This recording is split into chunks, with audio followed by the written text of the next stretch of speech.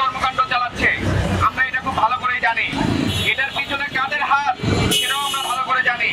আমরা যেমন ছাত্রলীগকে বাংলাদেশ থেকে নিষিদ্ধ করেছি, এই জঙ্গি সংগঠন নির্লুপ্ত আমরা নিষিদ্ধ করবো ইনশাআল্লাহ। আমরা চাই সাধারণ মানুষ এবং ছাত্র জনতার যে গণ অভ্যুত্থান হয়েছে এই বাংলাদেশে, এটাকে যেন কোনো চক্রান্তর কারণে আমাদের এটা বিফলে না যায়।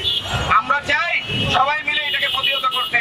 ইসলামের একটাই উদ্দেশ্য, কিভাবে আমাদের সাম্প্রদায়িক সম্প্রতি এটাকে নষ্ট করা যায়, নস্যাৎ করা যায়। সুতরাং আসুন আমরা ঐক্যবদ্ধ থাকি, ছাত্র সমাজ আমরা ঐক্যবদ্ধ থেকে কিন্তু ফ্যাসিবাদকে দাঁড়িয়েছি।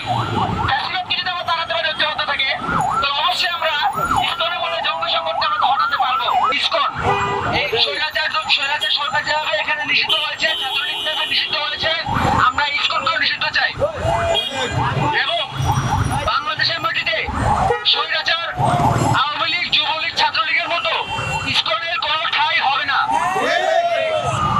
আমরা বৈষম্যবিরোধী ছাত্র আন্দোলন অন্তর্বর্তীকালীন সরকারের কাছে একটা আবেদন করবো, যত দ্রুত সম্ভব বাংলাদেশ থেকে ইসকনকে নিষিদ্ধ করা হোক এবং আমাদের সাইফুল ভাইয়ের হত্যাকাণ্ডে জড়িত সকলকে সর্বোচ্চ শাস্তি প্রদান করা হোক।